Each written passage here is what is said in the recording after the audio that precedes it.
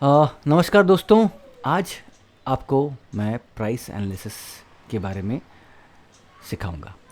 पहले इस चार्ट को ज़रा क्लीन कर लेते हैं। ये है स्टेट बैंक ऑफ इंडिया का चार्ट। इस ट्रेडिंग विंडो के बारे में ज़रा इसके टूलिंग के बारे में समझ लेते हैं, ताकि आपको थोड़ा इसको जब मैं फास्ट करूं तो आपको क्लियरली समझ में आ जाए। ये ट्रेडिंग विंडो में ये स्टेट बैंक का चार्ट है। इसको स्क्रॉल करके ऊपर नीचे अप डाउन हो जाता है। ये सारे टाइम फ्रेम्स है। ऊपर में मेरे माउस पॉइंटर को देखते रहिए। ये कैंडल्स चेंज कर सकता है, कैंडल के patterns, bar chart, candle chart या फिर कुछ और चेंज कर सकते हैं। यहाँ पे ड्रॉप डाउन करके इंडिकेटर ऐड कर सकते हैं। लेफ़्ट साइड में कुछ ड्राइंग टूल्स हैं। लेफ़्ट साइड में मैं अभी दिख नहीं रहा है, मैं ड्रैग एंड ड्रॉप कर सकता हूँ। तो लेफ़्ट साइड ड्राइंग टूल से कुछ मैं ड्राइंग्स ला सकता हूँ। नीचे आपको ई दिख रहे होंगे, ई और डी, ये सारे अर्निंग के डेट्स हैं इसके। डी मतलब डिविडेंड। तो ये बेसिकली एक चार्ट है। हमने stock State Bank of India pick किया है और इसका एनालिसिस करेंगे। दोस्तों, पहले प्राइस एक्शन ट्रेडिंग क्या होती है? प्राइस एक्शन ट्रेडिंग मतलब प्राइस का एक्शन, और उस एक्शन के हिसाब से आपको ट्रेड लेना है। फ़िलहाल हम लोग एक नेकेड चार्ट, एक नेकेड बार चार्ट के साथ स्टार्ट करेंगे, और नेकेड बार चार्ट के साथ स्टार्ट करके हम धीरे धीरे और डीप एनालिसिस में जाएंगे, जिसमें कि हम मल्टीपल इंडिकेटर्स का यूज़ करके और डीप एनालिसिस करेंगे, from basic to advanced. Basic to advance, ये नीचे जो आपको रेड और ब्लू दिख रहे हैं, ये बाय द वे वॉल्यूम्स हैं।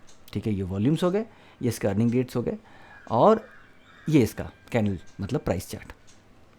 ठीक है, बहुत सिंपल सा चार्ट है।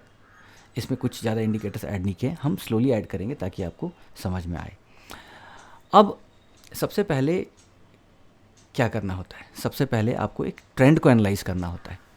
किसी भी ट्रेंड को एनालाइज करने के लिए आपको हमेशा एक लार्जर टाइम फ्रेम लेना पड़ेगा। लार्जर टाइम फ्रेम मतलब जनरली मंथली हो गया, या 2 मंथली, 3 मंथली। मंथली वैसे अभी के हिसाब से काफ़ी है।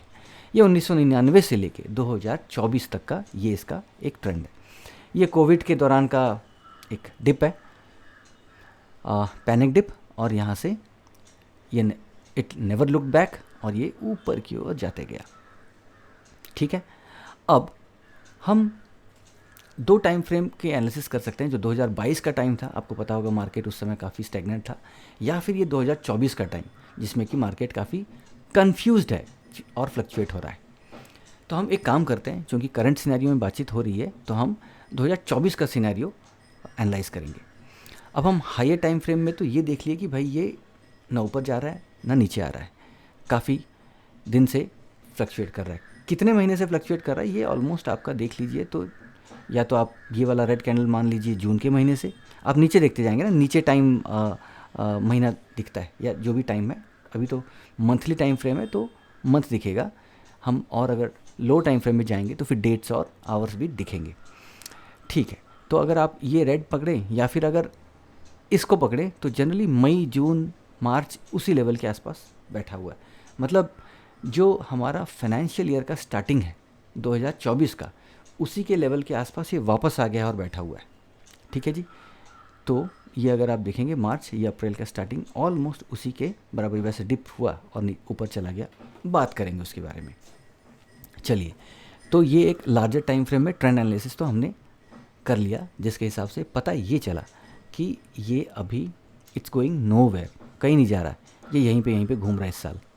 ठीक है, अब हम डेली टाइम फ्रेम में जाते हैं। अच्छा, by the way, time frame कैसे चूज़ करना है? टाइम फ्रेम ऐसे चूज़ करना है कि अगर आप डिलीवरी बेस्ड ट्रेड्स ले रहे हैं, मतलब हफ्ता 15 दिन, तो आपको जनरली डेली टाइम फ्रेम में देखेंगे तो आपको एक क्लियर ट्रेंड मिलेगा।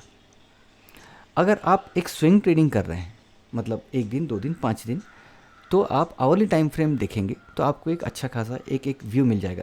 देखिए, ट्रेंड व्यू पहले करना है, उसके बाद फिर आप अपने टाइम फ्रेम के हिसाब से, अपने ट्रेडिंग स्टाइल के हिसाब से फिर टाइम फ्रेम चूज़ करना है। ओके, मतलब ट्रेंड एनालिसिस आपने मंथली के हिसाब से कर लिया, फिर उसके बाद फिर अपने ट्रेडिंग स्टाइल के हिसाब से, चाहे आप डिलीवरी बेस्ड कर रहे हो या स्विंग कर रहे हो, इंट्राडे कर रहे हो, फिर टाइम फ्रेम चूज़ करना है।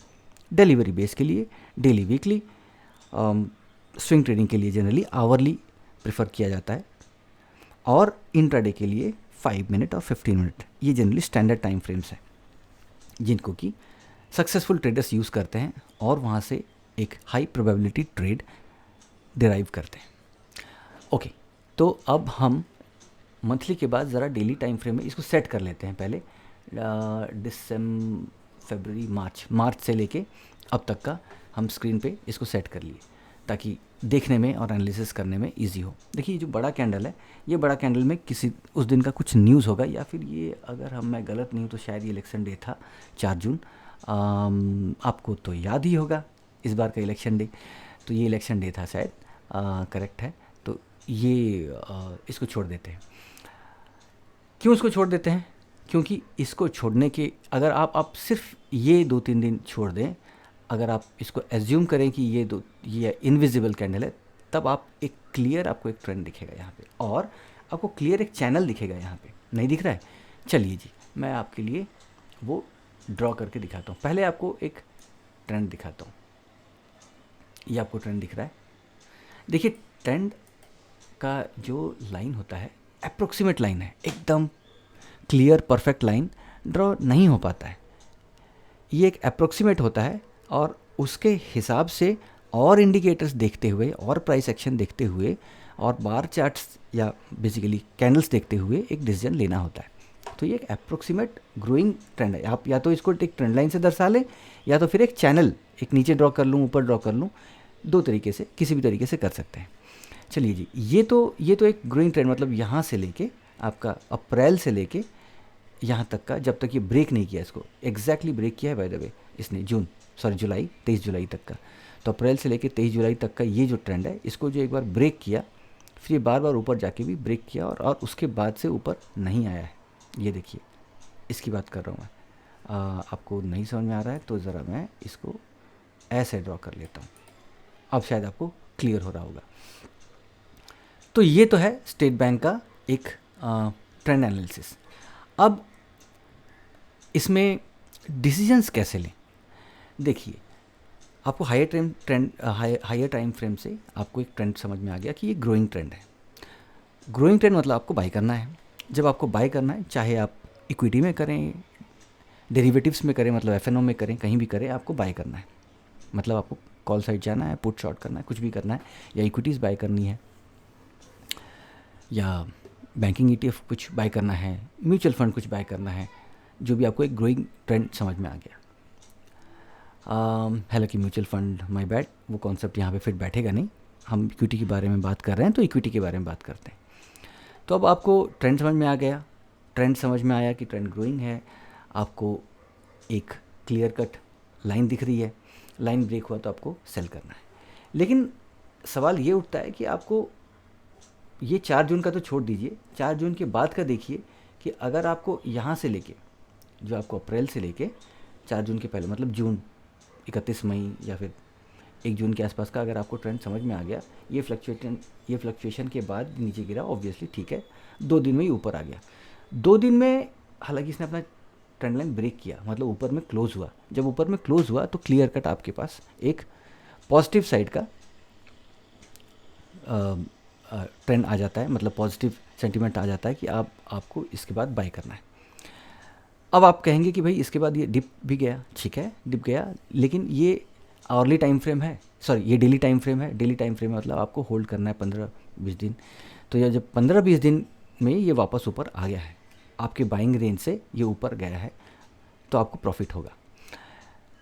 डिपेंड करता है कि आप एक डिलीवरी बेस्ड ट्रेडर हैं कि नहीं। अगर आप डिलीवरी बेस्ड ट्रेडर नहीं हैं तो हम इसको लो टाइम फ्रेम में लेके चलते हैं। लो टाइम फ्रेम में हम पहले वो सारे डिलीट कर देते हैं या उसको रहने देते हैं, ताकि वो गाइडिंग बीकन की तरह काम आएगा। एक काम करते हैं, हम इस वीडियो में यहाँ पे डिलीवरी बेस्ड एंड करते हैं, फिर हम अभी लो टाइम फ्रेम मतलब इंट्राडे नेक्स्ट वीडियो में डिस्कस करेंगे।